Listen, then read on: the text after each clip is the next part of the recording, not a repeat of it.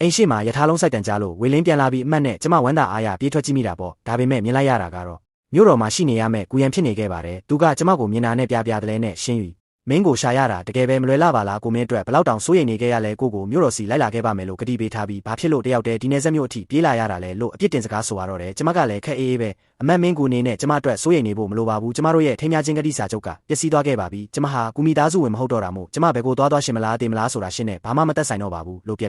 ်သားတုံ့ပြန်လိုက်ပါတယ်ကူရန်ကစိတ်မကောင်းဟန်ဆောင်ပြီးရှင်းယူမင်းစိတ်ဆိုးနေမှန်းကိုသိပါတယ်ဒါပေမဲ့ဒီလောက်ထိစွတ်တရုပ်မလုပ်ပါနဲ့ဘာဖြစ်လို့ရုတ်တရက်ကြီးကတိဖျက်ရတာလဲလို့မေးတဲ့အခါကျမရင်ထဲကဒေါသတွေပေါက်ကွဲပြီးကျမတို့လက်ထက်တုန်းကလည်းအမတ်မင်းကူကကျမပေါ်ဘယ်တော့မှတစ္ဆာမဖောက်ပါဘူးလို့ကတိပေးခဲ့တာပဲမဟုတ်လားရှင်လဲကတိဖျက်ခဲ့တာပဲလေအခုတော့ကျမတို့တွေတရေဖြစ်သွားကြပြီမို့ဒီတိုင်းပဲပြပြလိုက်ကြရအောင်လှိုးလောင်ပြောင်းလိုက်မိတယ်သူကပိုပြီးပြားရခတ်သွားပြီးမင်းကဘလို့လုပ်ပြီးလိုလေပြောနိုင်ရတာလဲမင်းမတရားခံခဲ့ရမန်းကိုတီးလို့တောင်းပန်ပါတယ်ကိုတို့ပြန်ရောက်ရင်မင်းကိုရင်စုစုနဲ့အဆင့်တန်းတူတဲ့ဇနီးဖြစ်တေချာပေါက်တင်မြောက်ပေးပါမယ်လို့တိတ်ခါမရှိတဲ့ကတိတွေကိုထပ်ပေးပြန်ပါတယ်ကျမလဲရွှင်ရှာလုံးလို့အသက်သခင်ကျေးဇူးဆက်တယ်ဆိုတဲ့အညာအကွက်ကြီးနဲ့ကျမကိုဆက်ပြီးလှည့်စားဖို့စူးစမ်းနေတော့မဲလားရင်စုစုကကျမကိုအားလုံးဖွင့်ပြောပြပြီးသားပါဒါပြတိုက်ခံရတာလည်းမရှိဘူးအသက်သခင်ကျေးဇူးဆိုတာလည်းမရှိပါဘူးရှင်ရဲ့တစ္ဆာဖောက်မှုအတွက်စင်ကြေပေးခဲ့တဲ့အကွက်တွေတက်ပဲလို့မျက်နှာဖုံးကိုဆွဲခွာလိုက်တော့မှသူကတုံရင်နဲ့ရင်စုစုကတဝင်းတို့လို့ကိုတို့ကြားပြိုကွဲအောင်တမင်တကာလှုပ်ကြံပြောတာလို့စင်ကြေပေးရှာပါတယ်ကျမကတော့စိတ်မရှိစွာနဲ့ရှင်လဲအဲ့ဒါကိုနားလည်နေခဲ့တာပဲမဟုတ်လားဒါကြောင့်ပဲရှင်က30နန်းတိုင်ပြန်မလာပဲကျမကိုအခန်းလွတ်ထဲမှာထားခဲ့တာပြီးတော့ရှင်မေကိုလည်း30နန်းတိုင်ယောဂသည်ရောင်ဆောင်ခိုင်းပြီးကျမကိုပိတ်လောင်ထားခဲ့တာအတိတ်ကဆင်ရှင်း၍ကတည်တေ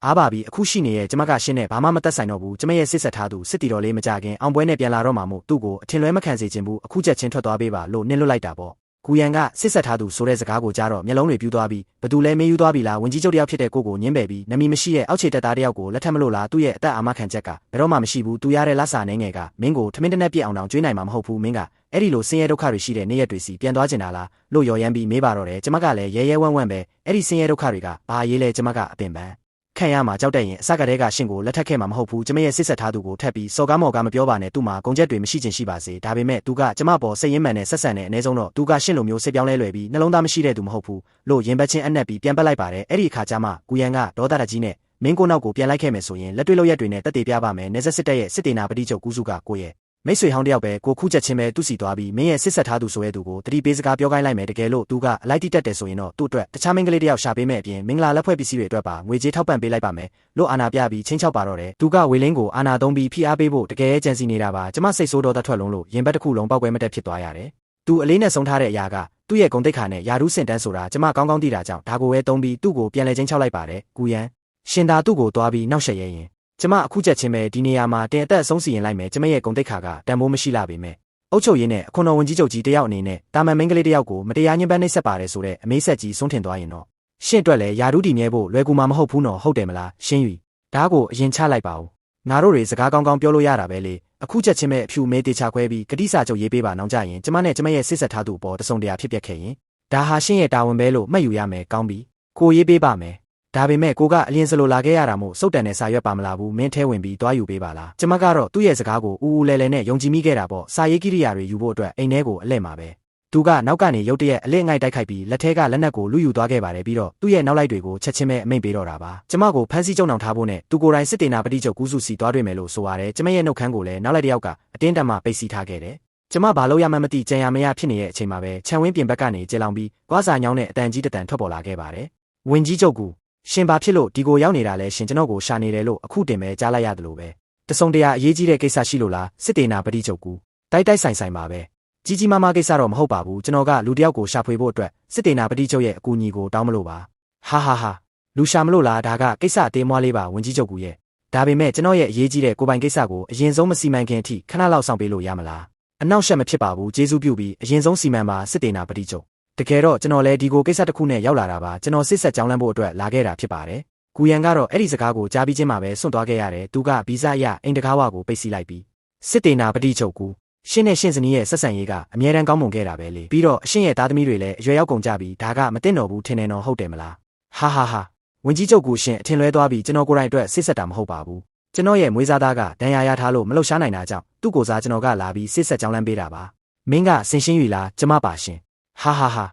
ာဒါဆိုရင်တော့ကွက်တီပဲပေါ့ကျွန်တော်ရဲ့မွေးစားသားကဝေလင်းလေမင်းရဲ့စစ်ဆက်ထားသူပေါ့စစ်တေနာပတိချုပ်အရှင်တခုခုမားရင်းနေတာထင်ပါရဲ့ကျမရဲ့စစ်ဆက်ထားသူနမီကဝေလင်းဆိုတာမှန်ပေမဲ့သူကတာမန်ချေလင်းစစ်တီတယောက်ပဲလေအရှင်ရဲ့မွေးစားသားဖြစ်ဖို့ဆိုတာလုံးဝမဖြစ်နိုင်ပါဘူးနမီတူလူမားနေတာမျိုးလားဟင်သူ့ရဲ့ဇာတိရွာကချင်းရှမ်းရွာလေး ပြီးတော့သူ့ရဲ့လက်ဖွားပေါ်မှာမဲ့တလုံးရှိတယ်ဒါကအရှင့်ရဲ့စစ်ဆက်ထားသူနဲ့ကိုက်ညီမှုရှိရဲ့လားဘာပဲဖြစ်ဖြစ်ကျွန်တော်လူတွေကိုလွတ်ပြီးသူ့ကိုဒီကိုထမ်းခေါ်လာခိုင်းလိုက်မယ်မင်းကိုယ်တိုင်ကြည့်ရှုနိုင်တာပေါ့မလိုပါဘူးစစ်တေနာပတိချုပ်အရှင်ပြောပြတဲ့အမှတ်အသားတွေအားလုံးကမှန်ကန်နေပါတယ်ထက်ပြီးအတီးပြုတ်နေဖို့မလိုတော့ပါဘူးသူတန်ရာရထားတယ်လို့အရှင်ပြောခဲ့တယ်လေသူ့ကိုအပင်ပန်းခံပြီးမလှုပ်ရှားခိုင်းပါနဲ့ဦးကျမကိုယ်တိုင်ပဲသူ့စီသွားတွေ့လိုက်ပါမယ်ကျမလည်းအလင်းစလိုထွက်ခွာဖို့ပြင်လိုက်ပေမဲ့ဂူယန်ကဘေးကနေရုတ်တရက်အတင်းဆွဲထားခဲ့ပါတယ်စစ်တေနာပတိချုပ်ကူတခုခုမှားယွင်းနေပါတယ်စစ်တေနာပတိချုပ်ကူကျွန်တော်တို့တွေတေချာအောင်ရှင်းလင်းရမယ့်အရာရှိပါတယ်ရှင်းရီကကျွန်တော်ရဲ့မွေးစားညီမလေးပါသူ့စီကနေဝေလင်းအကြောင်းပြောတာကိုကျွန်တော်တခါမှမကြားဘူးခဲ့ပါဘူးသူတို့နှစ်ယောက်ရဲ့သဘောတူစိတ်ဆက်ကြောင်းလန့်မှုကိုတော့အတီးပြုတ်လို့မရနိုင်ပါဘူးရှောက်ပြီးစကားမများစမ်းပါနဲ့ဝေလင်းကအခုဆိုရင်စစ်တေနာပတိချုပ်ရဲ့မွေးစားသားဖြစ်နေပြီတကယ်လို့စစ်တေနာပတိချုပ်ကမင်းဟာအိမ်ထောင်ဖူးခဲ့တဲ့မိန်းမတယောက်မှန်းသိသွားရင်မင်းသူ့ကိုလက်ထပ်ဖို့ပျက်စီးသွားရမယ့်အပြင်သူ့ကိုပါဒုက္ခရင်းနဲ့ဆွဲသွင်းတယ်လို့ဖြစ်သွားလိမ့်မယ်သူ့ရဲ့ကြီးမားတဲ့ဂုဏ်သိက္ခာလည်းလုံးဝပျက်စီးသွားလိမ့်မယ်ကျမကတော့သူ့ရဲ့စကားလုံးတွေကြားမှာတုံလုံးချောက်ချသွားခဲ့ရတယ်ဝေလင်းကိုဒုက္ခရင်းနဲ့ဆွဲသွင်းမိမှာကိုတိတ်ပြီးကြောက်ရွံ့မိတာပါပြီးတော့ရင်ထဲမှာဘလို့ပြန်ပြီးတုတ်ပြန်ရမလဲဆိုတာအသေးအတန်စဉ်းစားနေခဲ့မိတယ်ဒါပေမဲ့အမတ်မင်းကူရှင်သဘောတူမတူဘာမှအသုံးမဝင်တော့ပါဘူးရှင်လည်းအခုလောက်ဆိုသတင်းကြားလောက်ပြီးထင်ပါရဲ့ဒီတစ်ခေါက်စစ်ပွဲမှာဝေလင်းဆိုတဲ့ကောင်လေးကသူ့အသက်ကိုယ်တော်ပဓာနာမထားပဲတိုက်ပွဲတဲကိုအတင်းစွတ်တိုးဝင်ရောက်တိုက်ခိုက်ခဲ့တာလေရန်သူရဲ့စစ်တေနာပတိချုပ်ကိုဒဏ်ရာပြင်းထန်ရစေခဲ့ရုံတင်မကဘူးသူ့ရဲ့ခေါင်းကိုပါဖျက်ပြီးယူဆောင်လာခဲ့တာသူကစစ်ပွဲရဲ့အမြင့်ဆုံးဂုဏ်ထူးဆောင်စုကိုစုခူးနိုင်ခဲ့တယ်ဒါပေမဲ့သူကအေကီယောမင်းမျက်စီကနေဘာစုလောက်ကိုမှမတောင်းဆိုခဲ့ပါဘူးသူ့ရဲ့ခဲရခဲဆရာရှိထားတဲ့စစ်မှုထမ်းကောင်းအကျိုးဆောင်မှုကိုသုံးပြီးမိန်းကလေးစင်အတွက်အေကီယောမင်းမြတ်ရဲ့မင်္ဂလာထင်းများခြင်းအမိန့်တော်ပြန်နှန်းကိုပဲတောင်းခံခဲ့တာပါတကယ်လို့ရှင်မိသားစုဘက်ကကန့်ကွက်မယ်ဆိုရင်တော့ဒါဟာအေကီယောမင်းမြတ်ရဲ့အမိန့်တော်ကိုဖီဆန်တဲ့ပြစ်မှုကြီးဖြစ်သွားလိမ့်မယ်ကျမလည်းအဲ့ဒီနေရာမှာတင်ဆွဲပြီးအကြာကြီးရက်နေမိခဲ့တယ်ပူနွေးတဲ့မျက်ရည်တွေကလည်းအဆက်မပြတ်ဝဲဘက်ပါပြင်ပေါ်ကိုစီးကျလို့လာခဲ့ပါတယ်ဒီတစ်ခေါက်မျက်ရည်ကျရတာကတော့နာကျင်ဝမ်းနဲ့လို့မဟုတ်ပါဘူးဒါဟာကြည်နူးဝမ်းသာမှုနဲ့ရင်ထဲမှာအတိုင်းမသိအထိခိုက်မခံနိုင်အောင်ခံစားရလို့ပါဝေလင်းတယောက်ကျမအတွက်နဲ့သူ့အသက်ကိုဒီလောက်ထိယဉ်ပြီးစွန့်စားလိုက်မယ်လို့တခါမှမတွေးဝမ်းခဲ့သလိုခဲရခဲဆရာရှိထားတဲ့စစ်မှုထမ်းကောင်းဂုံပုတ်ကိုတုံးပြီးအေကီယောမင်းမြတ်ရဲ့အမိန့်တော်ကိုရယူပေးလိုက်မယ်လို့လည်းမထင်မှတ်ခဲ့မိပါဘူးကျမရင်ထဲကစိုးရိမ်ပူပန်မှုတွေနဲ့ကြောက်ရွံ့မှုတွေအားလုံးဟာအဲ့ဒီအချိန်မှာပဲလေထဲကိုလွင့်စင်ပြောက်ကွယ်သွားခဲ့ရတော့တာပေါ့ဒါဘလို့လုပ်ပြီးဖြစ်နိုင်မှာလဲဒါဘလို့လုပ်ဖြစ်နိုင်မှာလဲအမတ်မင်းကူဒါကမင်္ဂလာရှိတဲ့ကိစ္စကြီးပဲမဟုတ်လားဘာဖြစ်လို့ရှင်းမျက်နာကအနှဲငယ်မြတောင်ဝမ်းသာတဲ့အရေးအယောင်မရှိရတာလဲဝမ်းသာတာပေါ့အိုးကျွန်တော်ဝမ်းသာပါတယ်ခင်ဗျာကူးစုကဒီတစ်ခေါက်မှာအေကီယောမင်းမြတ်ရဲ့အမိန့်တော်ပြန်နှန်းကိုပါတပါးတည်းယူဆောင်လာခဲ့တာဖြစ်ပါတယ်ကူရန်တယောက်ဘလောက်ပဲမလိုလားမနစ်သက်ဖြစ်ပါစေသူကတော့ရင်ထဲကခါးတိမှုတွေကိုသာမျိုးသိပ်လိုက်ရပါတော့တယ်ပြီးတော့ကျမကိုမြို့တော်စီကိုမွေးစားမောင်နှမဖြစ်နေတေချာပေါက်ပြန်လဲခေါ်ဆောင်သွားရုံတင်မကပဲကျမရဲ့မင်္ဂလာပွဲအတွက်ပါပြင်ဆင်ပေးခဲ့ရတာပေါ့ရက်ပိုင်းကြာမှာတော့ကူအိမ်တော်ကြီးတစ်ခုလုံးမှာမိအိမ်ကြီးတွေပိတ်ဆက်တွေနဲ့ဝေဝါစာတန်းစာဆင်ထားခဲ့ပါတယ်ရင်စုစုကတော့မင်္ဂလာပွဲအတွက်အဆက်ဆက်အရာကိုအလုရှုပ်ခံပြီးစီမံပေးနေခဲ့တာပါကျမကိုအခုချက်ချင်းပဲတခြားအိမ်ကိုအမြန်ဆုံးတွန်းဖို့လက်ထပ်ပေးလိုက်ချင်နေတဲ့ပုံစံမျိုးပေါ့ဒါပေမဲ့ကူရန်နဲ့သူ့ရဲ့မိခင်ကတော့နေ့စဉ်နဲ့အမျှမျက်မှောင်ကုပ်ပြီးစိတ်မသက်မသာဖြစ်နေကြရှာတယ်ဝေလင်းရဲ့ခနာကိုဒဏ်ရာတွေတက်တာကောင်းမွန်လာတဲ့အခါသူကိုယ်တိုင်အိမ်တော်ကိုလာပြီးစစ်ဆက်ကြောင်းလန့်ခဲ့ပါတယ်ပြီးတော့သူကကူရန်နဲ့သူ့မိခင်ရဲ့ရှေ့မောက်မှာစကားတခွန်းကိုထုတ်ပြောခဲ့သေးတာပါအဲ့ဒီစကားကြောင့်ပဲကူရန်ရဲ့မျက်နှာတစ်ခုလုံးမီးမောင်သွားခဲ့ရတယ်ကျမရဲ့မွေးစားဖခင်ကိုကျမကိုစားလာပြီးစစ်ဆက်ကြောင်းလန့်ခိုင်းလိုက်ရတာကနောက်ဆုံးရေးချယ်စရာမရှိလို့ပါကျမတတိလက်နေတာတိတ်ပြီးကြာမြင့်သွားရင်တစုံတယောက်ကရှင့်ကိုအတင်းတမလူယူသွားမှာကိုတိတ်ကြောက်မိလို့ပါဝေလင်းပြန်လဲထွက်ခွာသွားပြီးတဲ့နောက်ကျမလည်းကျင့်ထုံးလုပ်ထုံးတွေအတိုင်းရောက်ခမကြီးစီကိုလက်ဖက်ရီသွားရောက်ကန်တော့ဖို့ပြင်လိုက်ပါတယ်ဒါပေမဲ့အခန်းတကားဝအပြင်ဘက်ကိုရောက်တဲ့အခါရောက်ခမကြီးကကူရန်ကိုစူပူကျင်းမောင်းနေတဲ့အတန်ကိုကြားလိုက်ရတယ်ပြီးတော့လက်ဖက်ရီကွက်ကြီးရိုက်ခွဲလိုက်တဲ့အတန်လည်းကျဲလောင်စွာထွက်ပေါ်လာခဲ့ပါတယ်နာနင့်ကိုအဆက်ကတည်းကပြောခဲ့တာပဲရှင်းရီကမိန်းကလေးကောင်းတစ်ယောက်ပါလို့တကယ်လို့နင်ကသူ့ကိုအလိုမရှိရင်တော့တခြားသူတွေကသူ့ကိုရယူဖို့အတွက်လူနေကြမှာဒါပေမဲ့နင်ကငါစကားကိုလုံးဝနားမထောင်ခဲ့ဘူးအခုကြည်စမ်းဘာဖြစ်သွားပြီလဲငါရဲ့အဖိုးတန်လာတဲ့ချွေးမကောင်းလေးကတော့သူတပားရဲ့ပိုင်ဆိုင်မှုဖြစ်တော်မယ်အမေဘာတွေလျှောက်ပြောနေတာလဲရင်စုစုကလည်းအမေရဲ့ချွေးမပဲမဟုတ်ဘူးလားသူဟုတ်လားသူကဘလို့မျိုးချွေးမစားပွဲဝင်ဖြစ်မှာလဲနာနေမကောင်းဖြစ်ပြီးလဲနေတော့ကသူငါ့ကိုတစ်ချက်လောက်လာကြည့်ဘူးလားစကားတခွန်းလောက်လာမေးဘူးရဲ့လားနင်ညာတိုင်းရုံးခန်းထဲမှာအလုပ်တွေအပြင်းထန်လုပ်နေရချိန်ကောသူနဲ့နားမှာတစ်ချိန်တစ်ခါလောက်လာပြီးအဖော်ပြုတ်ပေးဘူးလို့လားနင့်အတွက်ညစာအစာပြေတစ်နက်လောက်ကောချက်ပြုတ်ပေးဘူးရဲ့လားလင်းအားနင်တိတ်ကိုပြန်နှွေးကြည့်စမ်းငါတို့တွေတောရွာမှာရှိစဉ်တုန်းကနင်တညာလုံးစာချက်နေခဲ့တဲ့အချိန်တွေမှာဘသူကနင့်နားမှာအဝတ်စားတောင်မလဲပဲစောင့်ရှောက်ပေးခဲ့တာလဲနင်ဘိုက်စာမှာဆိုလို့ဘသူကများရင်တထိတ်ထိတ်နဲ့ပူပန်ပေးခဲ့တာလဲရှင်းရွေအကြောင်းကိုခက်တာထားလိုက်ဦးနင့်ရဲ့မိခင်ဖြစ်တဲ့ငါကိုယ်တိုင်တောင်နင်ဟာကျေးဇူးကမ်းပြီးနှလုံးသားမရှိတဲ့ကောင်လို့ထင်မိတယ်အမေပြောတာတွေကိုကျွန်တော်ဘလို့လုပ်ပြီးမသိပဲနေပါမလဲဒါပေမဲ့ရှင်းရွေနဲ့ဝေလင်းတို့ရဲ့ထိမ်းမြမှုကအေကီယောမင်းမြတ်ရဲ့အမိန့်တော်ဖြစ်နေပြီလေကျွန်တော်သူ့ကိုပြန်ပြီးခေါ်ခြင်းနဲ့ဆိုရင်တော့အခုတော့ဘလို့မှမတတ်နိုင်တော့ဘူးအမေ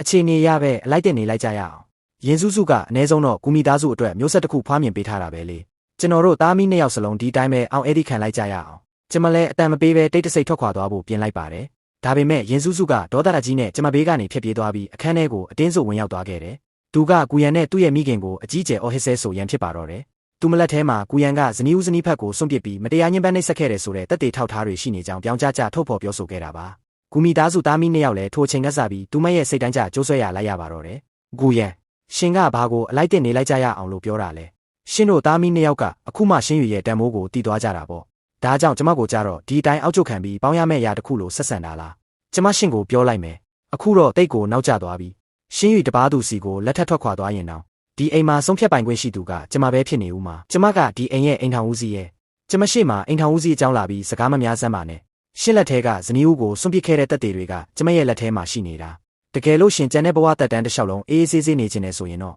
လိန်လိန်မာမာနဲ့ကျမရဲ့အစီခံတယောက်လိုပဲနေပါပြီးတော့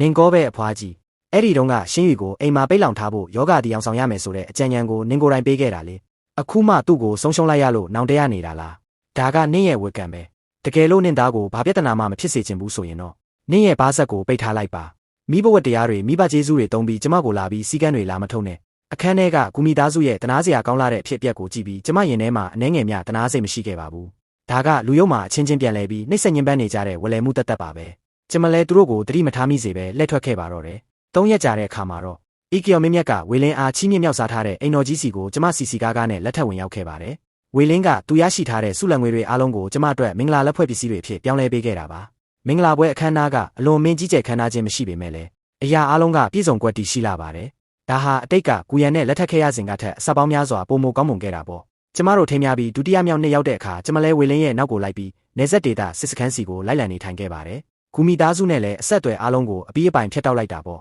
တခါတရံမှာတော့လန်နဂါကကောလာဟလသတင်းတွေအရကူအိမ်တော်ကြီးတစ်ခုလုံးဖရိုဖျဲဖြစ်နေရလို့ကြားသိရပါတယ်ရင်စုစုကကူမီသားစုသားမီးနှစ်ယောက်စလုံးကိုသူမရဲ့လက်ခုပ်ထဲကရေလိုချုပ်ကင်ထားခဲ့တာလေကူရန်လဲယာဒုကနေထပ်ဖန်တလဲလဲအပြစ်တင်ဆွဆွဲခြင်းခံရပြီးသူ့ရဲ့အရာရှိဘဝလမ်းကြောင်းလဲနှိဋ္ဌိတန်သွားခဲ့ရပါတယ်သူ့မိရဲ့ယောဂတီအောင်ဆောင်ခဲ့တဲ့အကွက်ကလည်းနောက်ဆုံးမှာတော့တကယ်ယောဂစစ်အမှန်ဖြစ်သွားခဲ့ရတာပေါ့တသက်လုံးအိပ်ရာတွေကနေမထပ်နိုင်ပဲလဲလျောင်းနေခဲ့ရရှာတယ်ဒါတွေအားလုံးကိုကြားရတဲ့အခါကျမရဲ့ရင်ထဲမှာဘာခံစားချက်မှမရှိတော့ပါဘူးအခုချိန်မှာတော့ကျမဟာခေါင်းလေးငုံပြီးဝေလင်းအတွက်ဖက်နှက်တစ်လေးတွေကိုကိုယ်တိုင်အချုပ်ပေးနေခဲ့တာပါသူကစစ်တီတွေကိုပြင်းပြင်းထန်ထန်လေ့ကျင့်ပေးလို့တလကိုဖက်နှက်9ရန်10ရန်လောက်ပျက်စီးသွားတတ်တာလေဒါကတကယ်ပဲကျမကိုသူ့အတွက်ရင်ဘတ်ထဲကနေလိုက်လဲတနာစရာဖြစ်စေပါတယ်ရှင်း၍တမားတော်ကပြောတယ်မင်းမရင်သွေးလေးမမွာသားတယောက်သမီးတယောက်ရှိနေတာတဲ့ဒါကမင်းအတွက်အပင်ပန်းဆုံးဖြစ်ရတော့မှာပါကို့အတွက်စိုးရိမ်မနေပါနဲ့တော့ကျမရှင်းရဲ့ဇနီးလေးကျမကရှင်းကိုစိုးရိမ်မပေးရင်တခြားဘသူကများလာပြီးစိုးရိမ်ပေးမှလဲဟင်ဆယ်စုနှစ်တစ်ခုစာမျှမားယွင်းစွာပေးဆက်ခဲ့ရတဲ့ချစ်ချင်းမေတ္တာတွေကနောက်ဆုံးမှာတော့တသက်တာလုံးအေဂျင့်တည်ငြိမ်တဲ့ဘဝစီကိုပဲလမ်းပြခေါ်ဆောင်သွားခဲ့ပါတော့တယ်